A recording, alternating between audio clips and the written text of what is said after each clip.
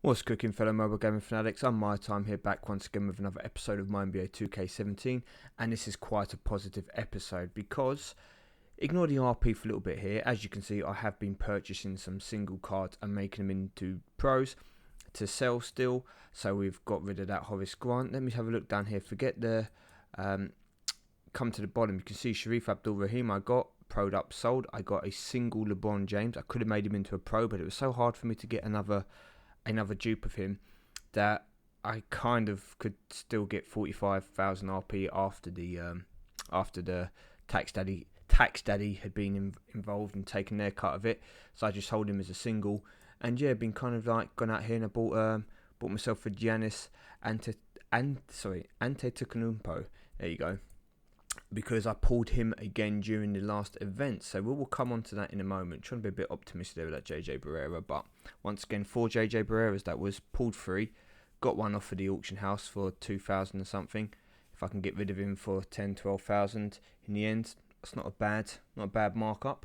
But yeah, so I've kind of been investing my RP at the moment. So let's take a step back. I wanted to get the most recent rewards on camera, but I couldn't. Okay, I couldn't, and I do apologise because I was running out of time of doing it, so I thought I had to claim them. I claimed them with 3 hours to go, so I did finish top 500 in the King of the Court event, which meant I got 2 John Walls, which we'll come to in a moment. But during that event, I ended my drought of epic cards and legendary cards, okay? So I actually pulled legendaries, I actually pulled epics. If we go along, none of these guys are auctionable yet.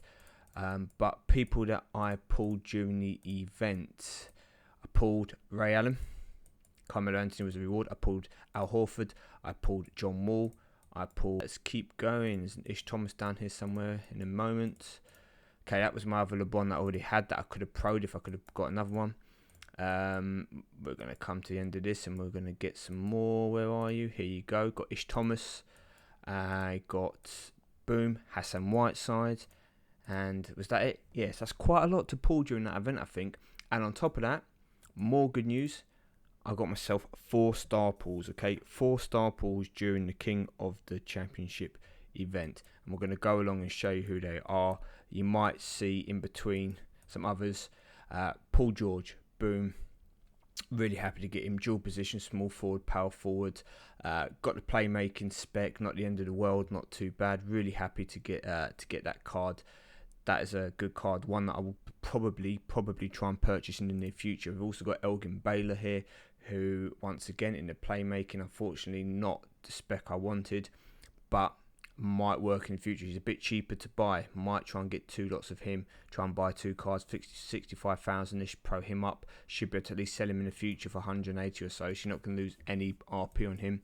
We got Giannis again, who I've actually gone and got. I know he's my first card, and you might be saying, I bet you wish you had him now. But for what I sold him for and for what I bought him back for, you know, it's a good bit of business. Maybe not particularly helpful on the spec, but it'd been better off for the playmaking. But second best, I'll take the defense there. So that's pretty cool to get another one of him. And I also got Danny Manning here. So power forward. Yeah, so really happy with that. And we've got both my John Walls. So I'm actually pretty stoked after the event. It wasn't too hard. I got about 9,000 points or so. I actually could have got in the top 50. I think you needed about 20k points. Bearing in mind, I worked on Saturday and I was out Sunday with the fiance. So I kind of only really played properly on a bit of Thursday and some of Friday. If I had a bit more time, I probably could have put a bit more effort in and maybe got a top 50, but I'm still pretty happy. Top 500, here you go. If you look at both my cards, I'm kind of at a crossroad here. I mean, I've got the spec on the rebound and the playmaking here, with playmaking being his best attribute and rebound being his worst, and then we've got offense and defense here. So it was kind of a toss up between which one I was actually going to make my pro, but I think I'm going to go with this one, making the playmaking his best stacks. That'll make him my best card for playmaking pretty comfortably, and it would also, if I put on the specializations, bring his rebounding up to being pretty decent. His defense will still be pretty good and his offense won't be bad either, whereas if I pro this one here, his rebounding is going to be pretty weak in comparison. His playmaking will still be quite good, and his offense and defense, I mean, this would probably make him a better all-rounded card, but I think I'm going to go with the one which puts his playmaking out there. So I know if playmaking's called, I've got a pretty good chance of taking that match. Let me know in the comments which one you would do, because I said I'm not going to do this probably till after this video has gone out for a little while. So if everyone goes, no, go for the offense, go for the defense, then maybe that's the version I will go for. Yes, I'm pretty stoked at the moment. It's a pretty good event for me.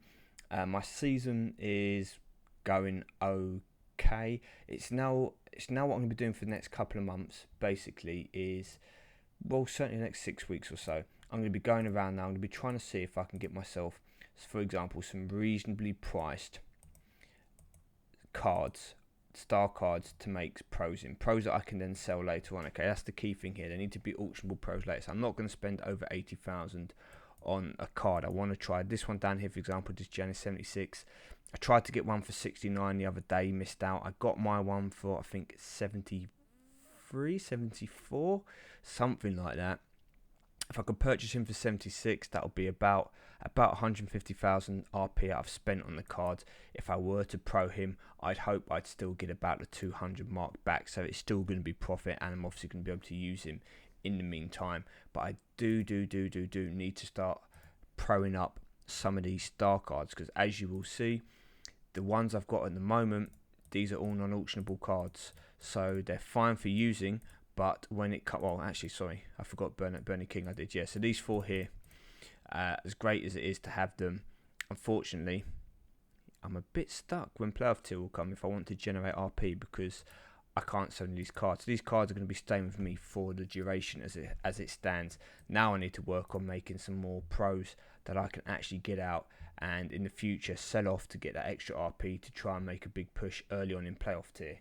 Now, one last thing I'm going to mention before I do go. I'm not going to bring any gameplay in this video, but if we go to packs, you'll notice that there is actually a sale on the Deluxe Plus foil pack. Now, 2,400 is quite tempting, and I'm not going to lie. I did look at these and thought, should I get a couple of packs? But I've got some more important stuff to spend my money on at the moment. And realistically, when you look at the packs, you get one basic player, super rare to star, one foil player ultra rare to star, and one foil player legendary to star. But all legendary cards are MVPs, and star cards will be record setters, all-star, or Hall of Fame. So I kind of don't really need them, because any of those cards aren't going to be auctionable in the future.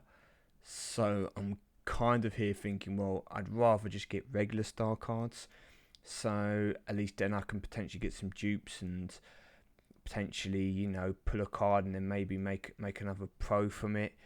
But getting more record set all-star Hall of Fame card, yes, while they're slightly stronger, not really going to do too much good for me at the moment. So kind of maybe if the regular deluxe foil pack came into sell, if that had 20% off or so, and that was down to like 2,000, maybe I'd be more tempted to try and pick up a pack. But I won't be picking up any of these deluxe plus foil packs, although there isn't a limit on them at the moment. It's just they're 20% off.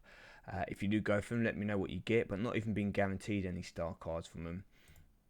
Kind of going to save my credits for the time being. I'd rather use those in the auction house now and start building myself a team that can actually get the next rewards in the next road to the championship, which is going to be my first goal, and then B, a team that can consistently get me towards the finals of star tier. So that is an update for now. Please let me know how you guys got on in the event. Did you enjoy King of the Court? Personally, again, I've told you before, and I'll say it again, I actually do enjoy the event. I don't think it is too difficult compared to some of the others, for example Rivals Clash, to do well.